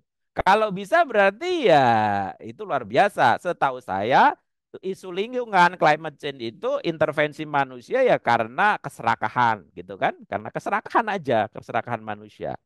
Nah, anyway, menurut saya kayaknya ya bumi itu kalau kutub selatan keadaannya memang harus es gitu. Kalau dipecah-pecah terus jadi tanah kemudian ditanamin kayaknya juga nggak bagus juga buat kutub utara atau sebaliknya. Jadi setiap kutub itu memang sudah ada semacam ideal lah kira-kira gitu. Tempat atmosfer yang kira-kira ideal untuk hidup manusia di muka bumi. Jadi again, jadi persoalan penelitian Antartika dari perspektif HI adalah itu land of peace. Jadi di situ Mas Gary bisa bisa ngopi ngerokok dengan peneliti Amerika, Rusia yang lagi berantem, ya kita damaikan di situ. Ya kira-kira gitu. Ada orang Israel mungkin, ada orang Palestina, ya nggak mungkin ya Palestina ya, atau negara Arab. Seterusnya bisa ngopi, ngerokok di situ, kemudian ngomongin soal Antartika. Kira-kira gitu Mbak Ayu. Oke, baik. Terima kasih, Bung Ma'ruf. Teman-teman, kita langsung ke sesi tanya jawab kedua. Tadi Mbak Hafiza sempat raise hand, tapi ternyata tidak bisa on mic. Jadi beliau menuliskan pertanyaan di kolom kolom chat. Ini sangat relate, I think, dengan yang disampaikan oleh Bang Ma'ruf ya. Saya juga, mari kita tahu ada relevansinya atau enggak. Jadi pertanyaannya adalah, how can we ensure that Antarctic research is conducted in a safe, effective, efficient, and sustainable manner, minimizing negative impact on environmental. Jadi seperti itu. Karena kalau kita ketahui kan memang perubahan iklim kan sebenarnya tidak hanya persoalan apa ya kutub gitu, mencarinya kutub, tapi banyak norma-norma tentang perubahan iklim itu yang kita harus lakukan. Salah satunya adalah sustainability dan apa proteksi lingkungan gitu. Mungkin Bang Ma'ruf apakah masih di sana? Ini apakah kemudian ada apa ya norma-norma gitu yang menjelaskan tentang penelitian di kutub atau di Antartika sana tuh standarnya apa saja gitu? Hmm. Apakah di sana dibahas? Dan saya pengen tahu juga mungkin Mas Giri bisa menjelaskan aktualnya seperti apa. Apakah yang dilakukan, let's say, apakah icebreaker atau mungkin aktivitas-aktivitas penelitian lainnya Hmm. sudah mempertimbangkan aspek-aspek yang apa ya, Hmm. memproteksi lingkungan di sana seperti itu. Mungkin pertanyaan gini Mbak Ayu, apakah United Nations mengadres karena kan akan diadres kalau ada masalah nih sejauh mana itu ada relevansinya dengan isu internasional. Mungkin Pak Nikita bisa jawab atau Mas Gary sendiri silakan. Coba saya sebentar aja, singkat aja ya. Jadi kalau memang secara insur Antartik itu risetnya dilakukan safe, effective, efficient, satu kapal aja itu kapal icebreaker itu aspeknya di aspek itu walaupun namanya icebreaker seolah-olah memecah es ya, merusak ya. Tapi yang dijaga kan tetap memprediksi aspek-aspek teknis standar ekologi yang diterapkan. Ada standar-standar ekologi yang diterapkan di kapal. Membangun kapal icebreaker itu bukan bukan membuat simsalabim kapal jadi, tapi memang ada teknologi bagaimana es itu biar tersafe, tidak rusak secara utuh, tidak rusak dan bisa kembali secara utuh. Dan itu satu. Dan ini yang digarap sebenarnya itu satu itu secara teknologinya sudah ensure ya, sudah sangat safety. Kemudian dalam penempatan stasiun-stasiun di awal mungkin ketika teknologi belum berkembang mungkin bisa dikatakan iya. Sekarang kita sudah mulai concern dalam pengembangan-pengembangan itu. Jadi kalau teman-teman urusan makan gimana misalnya di stasiun meneliti makan ketika sampahnya gimana di sana di stasiun itu insinerator. Nah, itu secara aspek itu jadi nggak ada sampah di Antartika tuh nggak ada sampah di stasiun-stasiun tuh semua stasiun ada insinerator. Jadi langsung dilakukan di sana dikompresi dipadatkan di sana ataupun langsung dilakukan combustion di dalam. Nah itu jadi secara lingkungan sangat dijaga dan memang kembali ya dan itu tetap harus dalam berpegang teguh pada koridor yang disepakati dalam sepakatan Antartika. Secara tidak langsung boleh saya sampaikan apa yang digarap Video. adalah sesuai dengan dalam mekanisme yang sesuai dengan koridor-koridor safety dan aspek-aspek lingkungan. Dan saya ingin menambahkan sedikit sebelum ini untuk sebenarnya memang langkah Indonesia pada dasarnya harusnya menginisiasi bagaimana jadi leader dalam menginisiasi mengasistensi negara-negara membentuk sebuah konsorsium Antartika dengan Rusia yang mengepalainya ataupun yang memimpin menginisiasi negara-negara ASEAN untuk terlibat. Pak Nikita dulu coba. Prof Nikita mungkin ada tanggapan mengenai apa ya sustainability dalam melakukan riset-riset di Antartika ini. Terima kasih. Ya, saya akan melanjutkan ide-idenya dari Mas Gary untuk posisinya United Nations atau ASEAN sebagai dua organisasi, satu organisasi internasional dan satu organisasi internasional tapi regional. Ya, saya pikir Mas Giri lebih profesional daripada saya di bidang ini, tetapi sangat penting untuk kedua organisasinya dan semua masyarakat internasional untuk mempertahankan status quo di Antartika. Karena hari ini ada banyak masalah politik dan ada minat dari pihak banyak negara di dunia untuk menggunakan teritorinya Antartika untuk perminyakan, industri perminyakan atau industri fishing atau seperti itu, natural resources ya. Dan ini sangat penting karena industrinya ini masalah besar untuk daerah Antartika. Industrinya, industrialisasi, minat internasional politik, dan situasinya status quo ini situasi bagus untuk daerahnya karena ada beberapa stasiun profesional, stasiun peneliti. Di sana bekerja orang yang mengerti situasinya iklim, situasinya di daerah Antartika, dan politik di bidang itu ini masalah besar karena ekologi ini lebih penting untuk situasinya dan mempertahankan status quo di daerah ini lebih penting dari diskusinya internasional, dari kontroversi di antara negara-negara politik ya, dan seperti preservasi teritorinya dari industrialisasi, dari perminyakan atau industri-industri lain ini sangat penting untuk setiap negara. Dan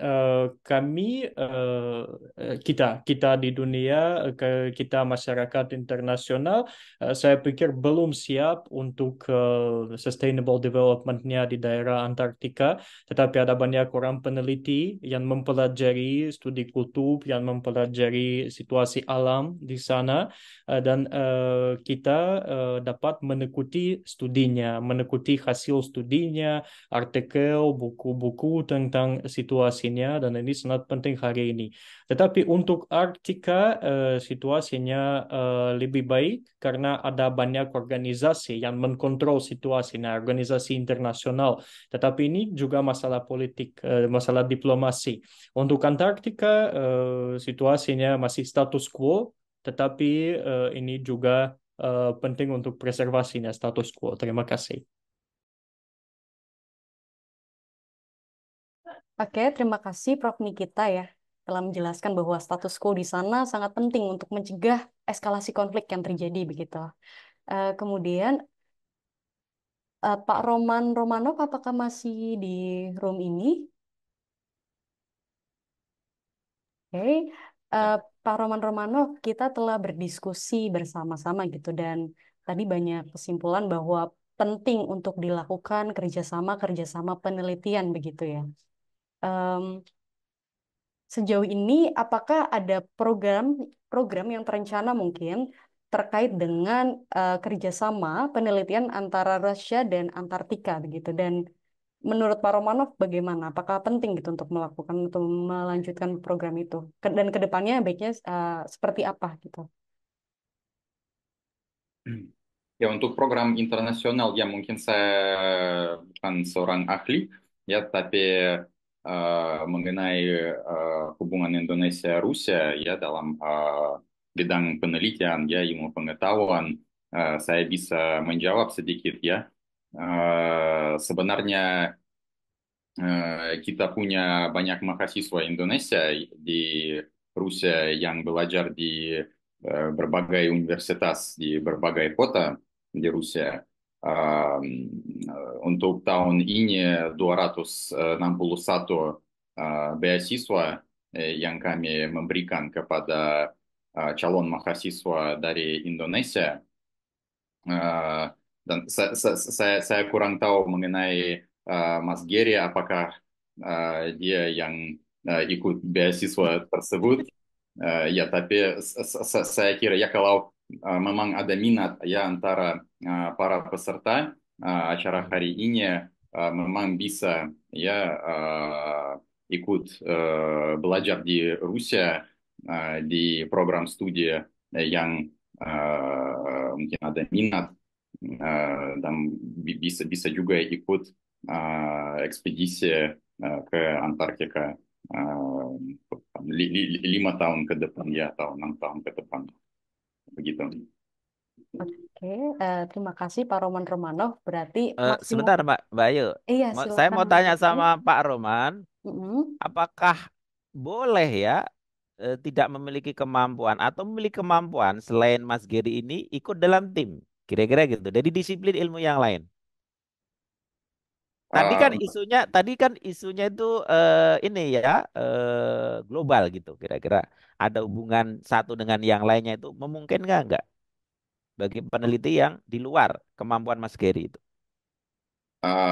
Untuk peneliti dari Indonesia. Iya. Yes, sejauh saya tahu Institut Arktika dan Antartika Rusia memang memberi kesempatan untuk mendapat suatu pekerjaan ya di ekspedisi Antartika. Baik untuk warga negara Rusia, tapi untuk warga negara asing saya kurang tahu. Tetapi memang ada dua kalangan ya yang bisa ikut ke kutub utara atau ke kutub selatan. Yang pertama itu pariwisata ya, tapi itu sangat mahal ya, mungkin sampai 100.000 dolar ya untuk satu perjalanan. Dan yang kedua itu ikut ekspedisi penelitian. Untuk ekspedisi penelitian ya juga harus ada spesialisasi ya yang tertentu. Saya kurang tahu spesialisasi apa yang dibutuhkan ya dalam ekspedisi Rusia. Mungkin Mas Geri bisa menjelaskan lebih detail. Itu belum dijawab tadi. Sudah ada lidar, radiolokasi, sudah kita ada teknologi-teknologi terbaru ya. Terus intinya teknologi terbaru itu perampingan dari teknologi yang sudah ada. Dulunya yang harus angkut alat itu berat, jadi lebih ramping. Itu aja sih sebenarnya. Kemudian kualifikasi spesialisasi ke Antartika yang jelas, saya udah banyak belajar dari apa yang dilakukan rekan-rekan di Rusia, bagaimana membangun stasiun di Antartika. Yang jelas butuh satu buat Mas Ma'ruf, kalau memang minat menjadi koki, itu bisa menjadi pofar. Itu kita siapkan, ada pofar, kambus, itu siap. Itu satu pasti butuh, pasti kita butuh satu itu. Ini yang bisa Mas, Suaranya udah. mungkin kalau dari lisensi Rusia. Halo? Halo? Ya. Halo? Tadi sedikit Halo, terputus. kedengaran nggak ya? Sekarang kedengeran, Mas. Ya, jadi bisa jadi peluang Indonesia itu membangun stasiun riset Antartika dengan asistensi Rusia. Dan di situ bisa menjadi peluang banyak sekali, peluang-peluang nggak hanya saintis, sebenarnya kita juga kan ilmuwan kan butuh makan, jadi butuh koki, butuh yang urus nacalnik, butuh kepala stasiun, jadi butuh semua. Jadi memang urusan Antartik, pembangunan base station itu sangat kompleksitas dan butuh semua ilmu. Makanya saya sampaikan 3 komponen ilmu itu menjadi penting. Bagaimana diplomasi Antartika itu dibangun sehingga Indonesia dalam posisi observer terangkat menjadi anggota tetap di komisi Scientific Komisi Antarctic Research, itu menjadi penting, menjadi pintu gerbang sehingga memberikan mobilisasi Indonesia untuk pembangunan stasiun-stasiun Antartika. Saya rasa Belarus itu belajar dari Rusia dengan dukungan asistensi Rusia, itu membangun stasiun tidak jauh dari stasiun Maladosnaya di Gora Vechernaya. Nah, itu menjadi peluang besar kita dalam kerangka diplomatik Indonesia itu dibangun di Antartika, membangun Antartika dengan asistensi Rusia. Jadi Rusia mendorong Indonesia membangun, terlibat secara aktif. Hari ini kita bolehlah kirim ilmuwan dulu lah. Nanti mau nggak mau kita harus melakukan mobilisasi secara utuh. Harus mungkin nanti race-nya saya boleh usul, saya sudah sampaikan kepada Direktur Institut Arktik. Itu race-nya mungkin bisa ke Bali nanti, terbuk lewat terusan Suez, terus stayatnya sebentar di Bali, yaitu berapa di Bali, kemudian stasiun Mirni lanjut. Rutenya bisa dibalik, selama ini ke Cape Town, ini bisa lihat ke Bali. Mungkin bisa jadi salah satu itu ide-idenya yang kita lagi garap. Kita sudah menggarap komunikasi untuk membangun konsorsium Antartika di Indonesia. Kita sudah mulai komunikasi ke UGM dengan ARI. Bagaimana UGM akan menelit dari Indonesia membangun konsorsium Antartika, sehingga ini yang menjadi pintu masuknya. Tapi tetap Indonesia harus butuh dukungan secara politik luar negeri yang sudah tanda tangan Rusia, dan itu yang menjadi pintu masuk pendukung Indonesia terlibat secara aktif dan masuk ke dalam penelitian lebih mendetail terhadap Antartika. Itu sih kuncinya. Oke. Untuk Pak Roman, jadi saya sama Mas Geri sudah merencanakan, jadi membuat satu dokumenter saintifik, tapi sudut pandangnya peneliti Indonesia, Pak Roman. Jadi data-data video dan seterusnya itu kita mau edit menjadi sebuah sajian dokumenter ilmiah kira-kira seperti mini mini Discovery Channel, tapi yang buat orang Indonesia, sudut pandang orang Indonesia. Minimal itu dari sudut pandang ya mungkin saya ngajar sosiologi sedikit sedikit tahu tentang bagaimana itu membuat dokumenter yang bersifat sosiologis untuk masyarakat Indonesia. Masyarakat ilmiah khususnya untuk ini ya, untuk geografi, komunitas geografi di Indonesia. Kebetulan ini saya sama Mas Gary ini satu alumni Pak Roman di Kagama, satu alumni. Jadi kita semangatnya civitas alumni. Kira-kira gitu. Nah, ini ada pertanyaan lagi tuh, Mbak Ayu. Oke, baik bisa dilanjutkan ya. Pertama ada di kolom chat dari Mbak Dewi Siti Fatimah ya. Panjang Mahasiswi bener tuh. Psikologi Paramadina. Oke, ini pertanyaan mungkin saya bisa bacakan ya. Oke. Topik terkait Antartika adalah topik yang sangat menarik bagi Mbak Dewi. Mbak Dewi ingin menanyakan, kita ketahui bahwa ada sekitar 5 destruksi besar yang pernah terjadi di bumi. Diketahui bahwa bumi secara perlahan bisa memperbaiki atau dalam bahasa lain menyembuhkan dirinya.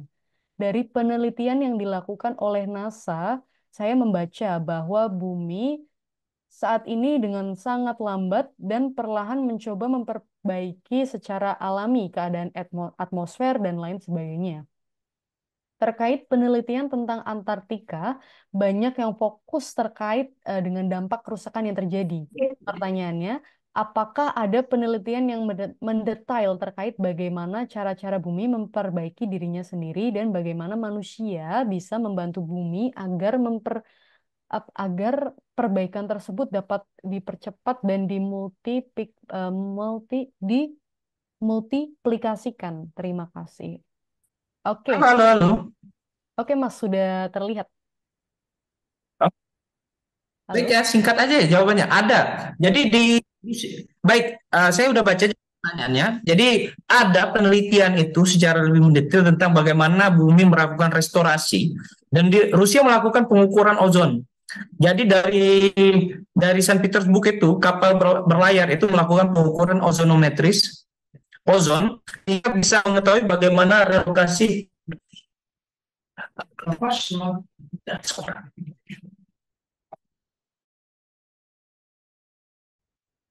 Sekarang dengar Mas. Halo. Baik, baik saya singkat aja ada teknologi itu. Rusia melakukan pengukuran ozon, perlapisan ozon dari Saint Petersburg, mulai dari kapal akademik Tereshnikov sampai ke Saint Petersburg, sampai ke Antartika. Ada penutupan lagi kembali lapisan ozon itu menandakan bagaimana bumi melakukan restorasi, perbaikan pada celah-celah lapisan ozon yang terbongkar, yang bolong ya karena efek gas rumah kaca dan efek penggunaan freon ya kalau nggak salah itu sudah ada dan itu salah satu yang dilakukan oleh Rusia. Banyak penelitian itu kemudian yang 4 destruksi besar itu juga secara perlahan memang secara alam itu melakukan restorasi ya perbaikan restorasi pada perbaikan dan itu memang perbaikannya tidak secara mengembalikan dalam bentuk semula tapi mengembalikan fungsi-fungsi ekologis dan itu yang perlu diketahui bukan mengembalikan ke bentuk yang asli tapi mengembalikan fungsi ekologis sehingga ketika terjadi erupsi gunung api sebenarnya gunung apinya bentuknya berubah kayak gunung di Jogja Gunung Merapi bentuknya berubah tapi fungsi restorasi ekologisnya itu kembali lagi yaitu bahkan tidak hanya secara ekologi tapi secara ekonomi kembali terrestorasi ada pekerjaan-pekerjaan baru yang muncul jadi fungsi kalau bicaranya dalam fungsi ekologi maka akan mengalami proses restorasi perbaikan secara mandiri yang dilakukan oleh alam itu orang-orang yang berpaham environmentalis naturalis berpikir cara pandang naturalis seperti itu ada intinya. Oke, baik. Terima kasih Mas Giri. Teman-teman sekalian, waktunya kita sudah di penghujung acara ya.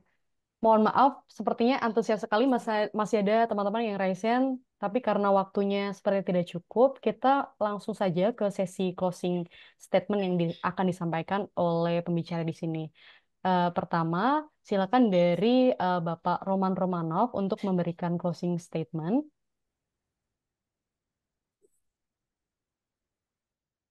Ya. Terima kasih ya sekali lagi atas kesempatan hadir hari ini di acara dengan tema yang sangat vital ya, yang sangat penting baik bagi ilmu Rusia maupun bagi ilmu pengetahuan internasional. Saya harap para mahasiswa yang ikut acara hari ini mendapat lebih banyak pengetahuan mengenai Antartika, mengenai peran Rusia dalam penelitian Antartika. Dan saya harap juga bisa diundang sekali lagi ya untuk acara seperti itu. Terima kasih. Terima kasih. Selanjutnya silakan untuk Prof. Nikita Kuklin memberikan closing statement-nya.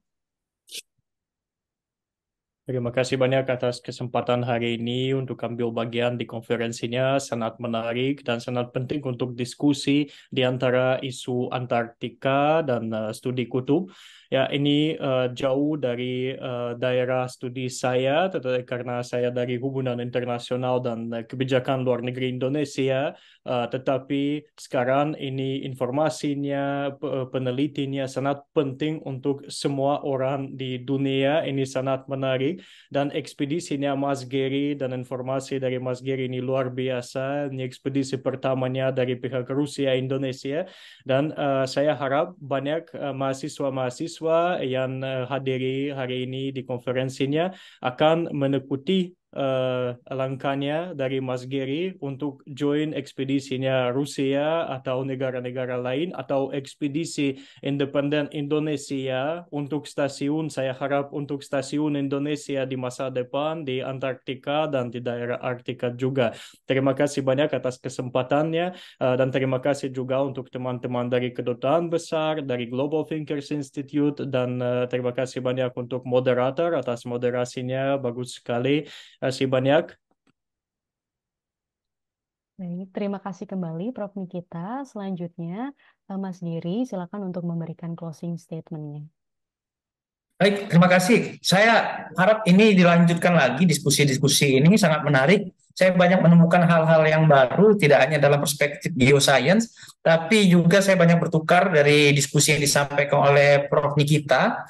Bagaimana ini kan menjadi langkah-langkah baru kita akan coba mungkin kalau memang ada kesempatan ketemu secara langsung, karena memang nggak terlalu jauh jarak Moskow Saint Petersburg, jadi bisa diskusi secara intensif bagaimana cara pandang kerangka hubungan internasional Indonesia itu bisa dibangun dengan melihat Antartik. Jadi objeknya nggak hanya Indonesia ke Rusia ataupun Rusia ke Indonesia, tapi bagaimana Rusia dan Indonesia memandang Antartik. Ini yang dari acara ini yang bisa saya pelajari dan saya temukan, dan ini harus menjadi kerangka tindak lanjut lebih masif yang dilakukan oleh Indonesia.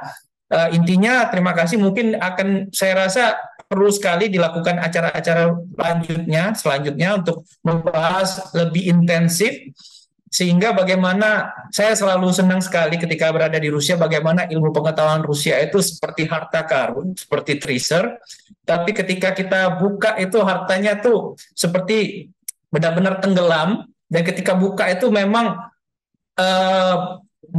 zoloto, memang emas, dan itu yang nggak diketahui oleh dunia-dunia lain. Jadi ketika saya memulai studi dan memang cocok dengan spesialisasi saya, dan itu menjadi suatu langkah bagaimana memberikan kesempatan yang besar. Baik, terima kasih juga kepada pihak Kedutaan Besar Rusia dalam mengalokasikan beasiswa. Saya juga termasuk yang dibeasiswakan, disekolahkan oleh pemerintah Rusia.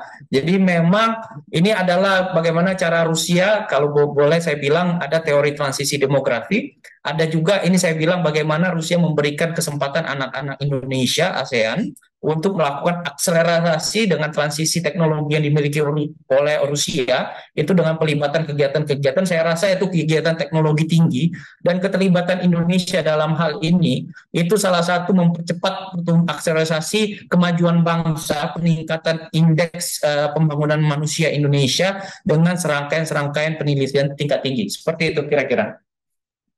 Terima kasih Mas Giri. Selanjutnya untuk Pak Ma'ruf, silakan untuk memberikan closing statement-nya. Oke, terima kasih Mbak Ayu, Mbak Lola, Pak Nikita, Pak Roman, Mas Giri. Pertama, saya Mas Giri sebenarnya cita-cita saya itu menjadi ilmuwan ya. Kalau nggak menjadi ilmuwan, jadi pemain bola. Kaki saya sampai patah, nggak jadi pemain bola. Jadi saya senang banget bisa ngundang Mas Giri, ilmuwan dunia ya. Ilmuwan yang betul-betul berkolaborasi dengan pemikir ataupun peneliti ya. Sebenarnya kalau saya bilang peneliti itu pemikir ya, karena saya ngajar filsafat, logika. Jadi seorang peneliti pasti berpikir. Jadi Mas Geri ini pemikirannya sudah global nih, sudah ke Antartika. Objeknya itu seksi banget, menarik. Jarang orang ke Antartika, biayanya mahal. Tadi udah dibilang ya, wisata ke sana itu 100 berapa tadi? 100 berapa tadi Pak Roman itu? Berapa dolar itu ya untuk wisata? Dan untuk 100.000 ya. menjadi seorang peneliti 100.000 ya, wah luar biasa 100.000. Nah, kemudian untuk menjadi peneliti itu sendiri juga berat, harus bersaing untuk bisa ikut. Tapi anyway, untuk Pak Nikita, Pak Roman, kita ucapkan terima kasih. Harapan saya dari Global Thinker Institute, jadi Mbak Ayu ini saya rekrut jadi peneliti dan pemikir muda kira-kira gitu. Mas Geri juga ada di GTI, Mbak Lola juga ada di GTI, ada pemikir yang udah mendunia, ada yang masih muda-muda. Nah, saya mengharapkan yang muda-muda itu tidak berhenti di tengah jalan dan juga terkhusus murid-murid saya yang dari UPN, dari teknik, saya mengharapkan mimpi untuk bekerja di kapal itu ditingkatkan lagi, tidak hanya sekedar bekerja kapal apa saja, tapi juga membuat kapal dan juga melakukan penelitian dengan kapal. Nah, ini kesempatan yang bagus. Tadi Pak Roman udah mengebuka kan? Berarti Mas Geri akan ada Mas Geri selanjutnya dari UPN, dari kampus-kampus yang lain, mungkin juga dari UGM itu sendiri, adik-adik kelas Mas Geri untuk terlibat. Jadi penelitian ilmiah itu menurut GTI menjadi semacam hubungan yang sangat manusiawi gitu ya di tengah geopolitik, eh, perang dan seterusnya. Sebagai ilmuwan ya meneliti saja, fokus meneliti, ada nggak harus dihubung-hubungkan gitu. Jadi peneliti sebagai peneliti bekerja sebagaimana mestinya itu bagus buat relasi satu negara dengan negara yang lain.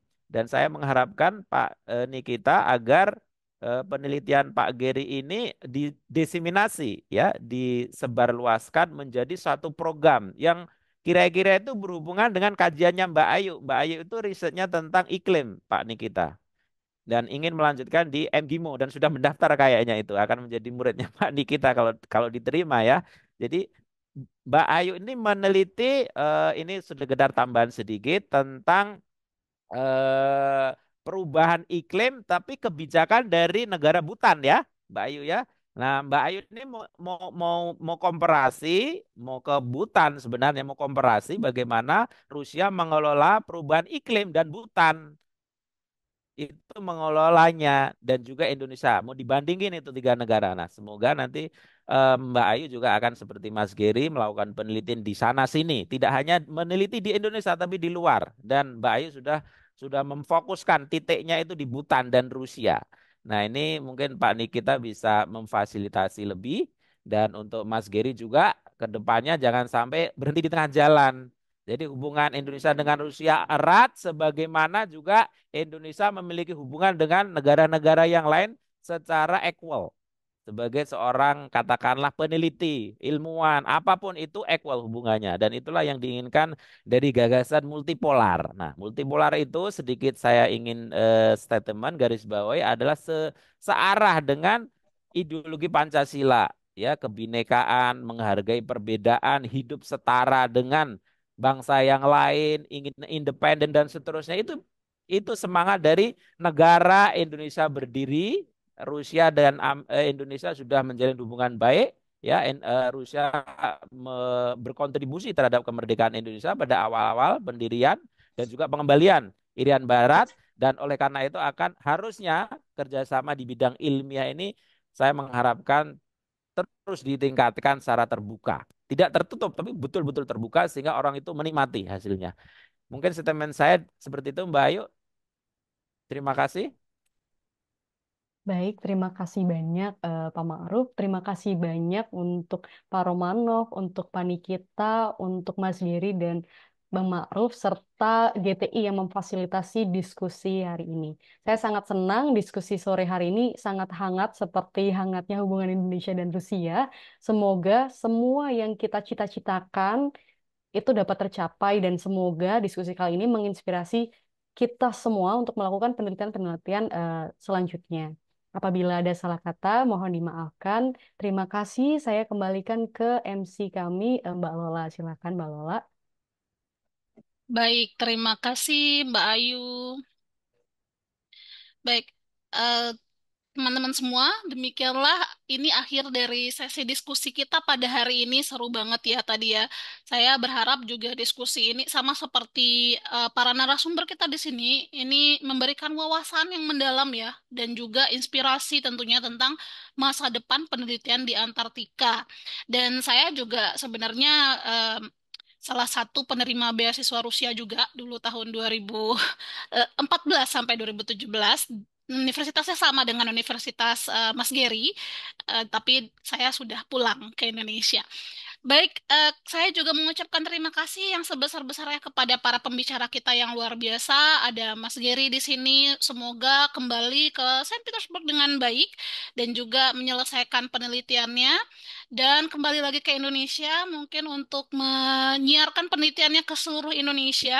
Dan juga terima kasih kepada Profesor Nikita Kuklin yang sudah menyampaikan juga pendapatnya mengenai bagaimana ASEAN itu dalam melingkup hubungan internasional ya mengenai penelitian Antartika ini. Dan juga kepada Bapak Roman Romanov yang sudah perwakilan dari Embassy Rusia. Seharusnya kita tadi juga mendatangkan perwakilan dari ini kayaknya harusnya ya Pak Maruf besok dari pemerintah Indonesia. Jadi lebih lengkap gitu ya. Dan juga kepada Pak Maruf di sini. Nah, saya juga mengucapkan terima kasih kepada moderator kita, Mbak Ayu Wulandari yang telah memandu diskusi dengan sangat baik. Dan juga mungkin Pak Maruf bagaimana tadi yang 5 pertanyaan kebetulan memang hanya 5 tadi. Jadi itu udah otomatis dapat A ya, Pak Maruf mohon klarifikasinya. Iya, jadi sudah saya catat nama-namanya itulah udah otomatis itu. Oke, selamat ya buat teman-teman di sini yang dapat nilai A. Ini ya, luar biasa sekali. Dan terima kasih kepada semua peserta yang sudah berpartisipasi dari jam 3:30 tadi dan menunjukkan minat besar dalam diskusi ini. Tadi banyak yang tidak terjawab mungkin pertanyaannya ya karena tidak ada waktu gitu ya. Dan juga partisipasi teman-teman tentu sangat berharga dan juga kami berharap dapat bisa di kemudian hari nih mahasiswa di sini berkontribusi juga dalam penelitian di Antartika. Nanti akan ada nama-nama baru seperti kata Pak Maruf tadi. Baik, akhir kata kami dari Global Thinkers Institute juga mengucapkan terima kasih atas kehadiran teman-teman semua. Semoga kita dapat bertemu kembali dalam acara-acara mendatang dengan tentunya topik-topik menarik lainnya. Selamat sore dan sampai jumpa dan selamat Idul Adha untuk yang merayakan juga. Akhir kata, Assalamualaikum warahmatullahi wabarakatuh. Selamat istirahat semua dan selamat beraktivitas kembali. Terima kasih.